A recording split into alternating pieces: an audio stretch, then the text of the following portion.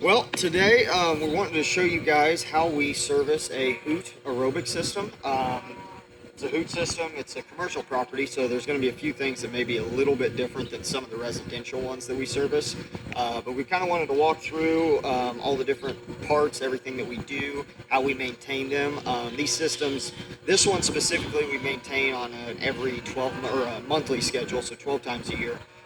The state and Saline County at least require them to be done once every 6 months or twice a year.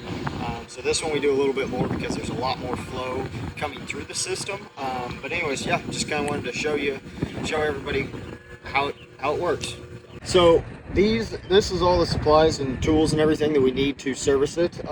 This white pipe and then these two clear tubes, that's what we call a sludge judge. That tells us how much solids are in each of the chambers. Then we've got a replacement air filter, tape measure, an impact with some bits and a screwdriver. Up top we've got that red thing is a replacement or clean disc filter, a flush disc filter. And then we've got our big filter. So what I'm going to do right now is I'm going to start with the first tank, and this tank is the trash tank. So it's the first one that everything comes into.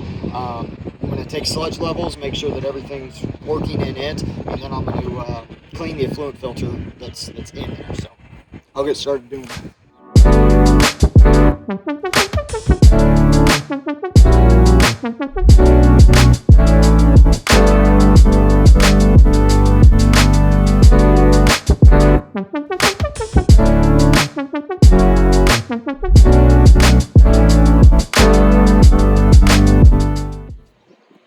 So first thing we do is we take sludge levels out of each one of these chambers. So I'm going to start here with the trash tank. And this tube will go in there, go all the way to the bottom.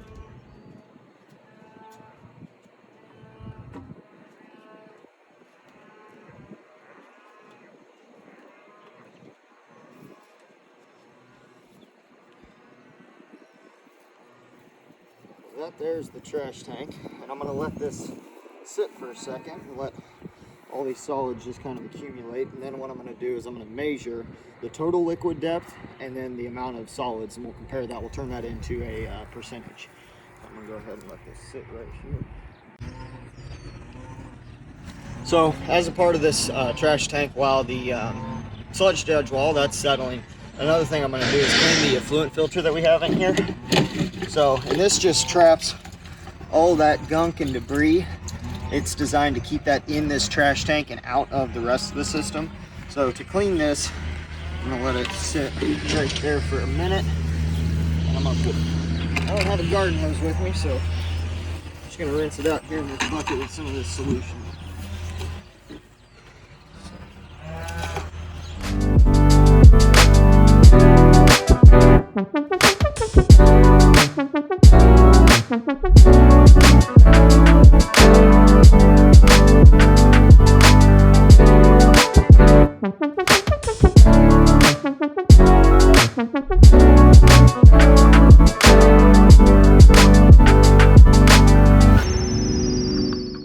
Then is to measure the total liquid depth, and we are right about 59 inches, and it looks like the first 2 inches are the suspended solids, the scum layer, and then the bottom layer is right at about 11 and a half inches.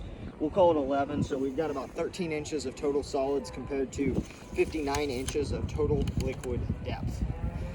I'm gonna go ahead, empty this back in here.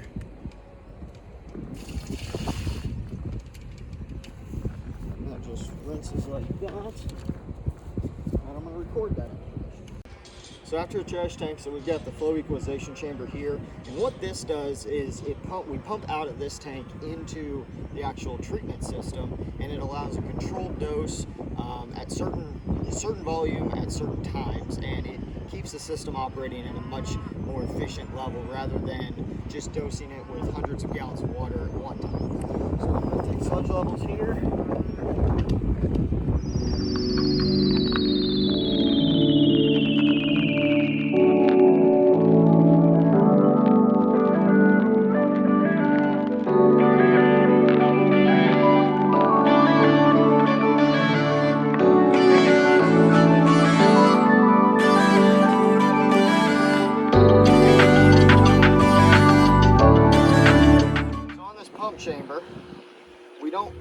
not concerned about the percentage of accumulated solids or TSS. This liquid level varies as those pumps kick on and as water is being introduced to the system. What really matters down here, as you can see, this is kind of black and darker than up here. See, this is very clear water. This is the final stage of the treatment before it gets dosed to the field. What we're concerned about is the total sludge levels in this tank. We don't want over 6 inches. 8, I think, is the maximum that they call for, but once it gets to 6, we want to go ahead and pump it. This one here has about 3, maybe 4 inches in total, so we don't need to worry about pumping this chamber yet, but we will in the near future.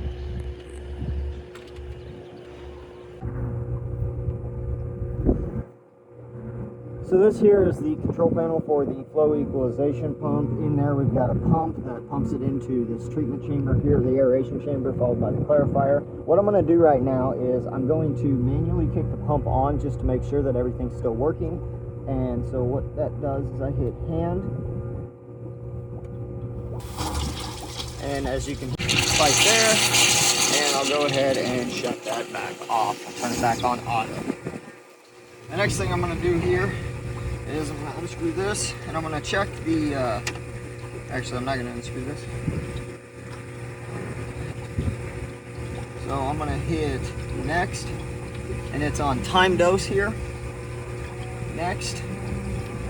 So that is the CC1. So I'm going through these buttons here, and this is telling me that this pump runs for 30 seconds, and it is off for 59 minutes and 30 seconds. So every hour it kicks on and it runs for 30 seconds. And I believe based on this this pump size, that's going to dose about 25 gallons into the treatment chamber every hour. So yeah, every hour this side gets 25 gallons from this tank that flows from the trash tank.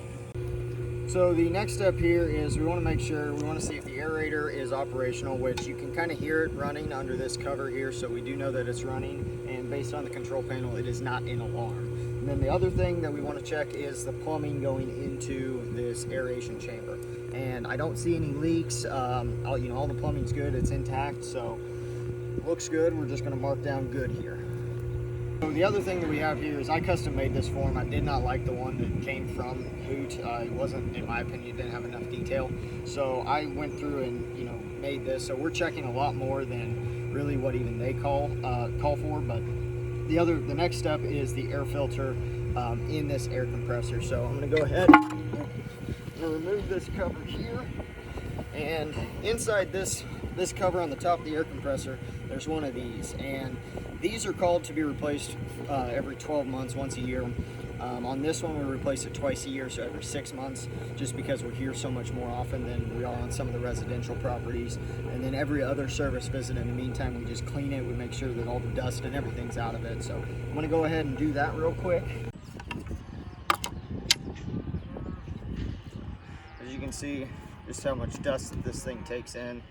So we just want to try and keep it clean here. And I'm going to go ahead and replace it with a brand new one. So that just sets in there like that. Then we put this cover back on.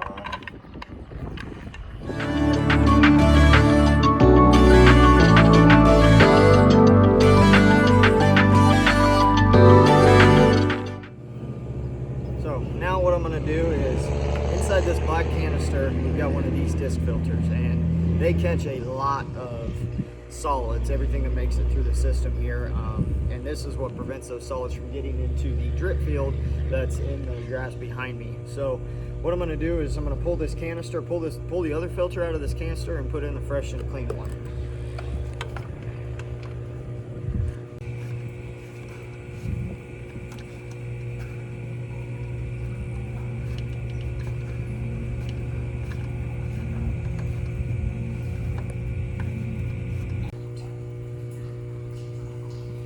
This here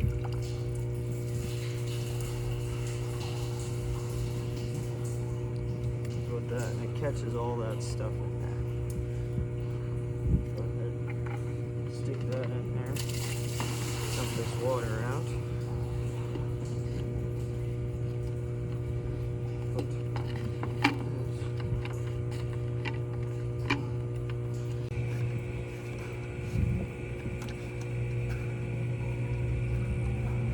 going to do is I'm going to enter into all the modes. There's 5 or 6 modes that are relevant to this field. So we're going to go through. We're going to enter the modes here, and that's what I'm doing here. So we're going to enter mode 1 right now. System OK, system alarm, and blank. Alright, so now I'm in mode 1, and what these lights mean is the green light here under system OK, that's telling me that there's light outside. There's a photo cell in here that it signifies light, and that's really relevant only for drip systems, not so much for, or not drip systems, I mean surface distribution systems, so, which we don't have here in Kansas. And then the next one is to tell me that it's in mode 1. 2 blanks, so the water level problem, if that light is on, that tells me that the water level's over the alarm probe in this tank, which as we could see from earlier, it's not. And then the other one is if the water is over the high water alarm or high water probe, and it is not. And then the final one that's blank down here, that's just telling me that it's over the low probe, which tells me that there's water in the tank, but there's not enough to kick the pump on yet. So I'm in mode 2 here now, and what that's doing is it's forcing this pump on. If I open this right here, I'll show you that. So I got water coming out, and that water is getting manually pushed to the field. And we just got under the low probe, so now it's going to shut off. Alright, so right now we're in mode 3, and what mode 3 is it's the water column inches from the air compressor there, and that goes into the aeration chamber. And it's kind of like back pressure, how much force it's taking the air to get there. And these beeps each signal a number, so if we listen here, we'll have 1, that's 1. Then we got 5, so 1, 5, and then it's keep going, so 159, so that's telling me that we got 159 inches in a water column. And this system here is a 1,000 to 1,200 gallon per day system. The proper reading is between 68 and 88 inches. This one obviously is almost double, or it's in that double range. So what that's telling us is that this system does need to have a rock flush performed. And what we'll do is we'll pump the system out, we'll flush all the rocks, or flush the media, the rocks in there, and we'll try and clear that out so that we can get those inches down into the right range. So just a quick recap of everything that we just did here. This is your trash tank, the first compartment. We take sludge levels here, and then we clean the effluent filter that's in this outlet baffle. And then we go to the flow equalization tank, and we take sludge levels there. Then we open up that control panel, we check the time on and time off for the time dose, and then we make sure that the pump is functional and operational. Followed by the aeration and the clarifier chambers. We take sludge levels out of both of those. We also verify that the air compressor is running and that we're getting good turnover in the aeration chamber. Check, make sure all the plumbing's good. In this case, we replaced the filter in for the air compressor. Then we cleaned the disc filter in the effluent pump. We checked sludge level in that to make sure that we're not reaching that 6 inches. And then we forced the pump on to verify that everything is operational, that there's no leaks, no broken plumbing. And then we enter all of the modes. So we do mode 1, which turns the pump on. Mode 2, or mode 1 is to check all the probes. Mode 1 is to check the probes. Mode 2 is to force the pump. Mode 3 is the water column inches, and then mode 4 tells us if there's any code stored. We did not have any former codes stored, so mode 5 clears any former codes, which we didn't have any, so we didn't need to do that. So anyways, that's how we service a Hoot Aerobic system.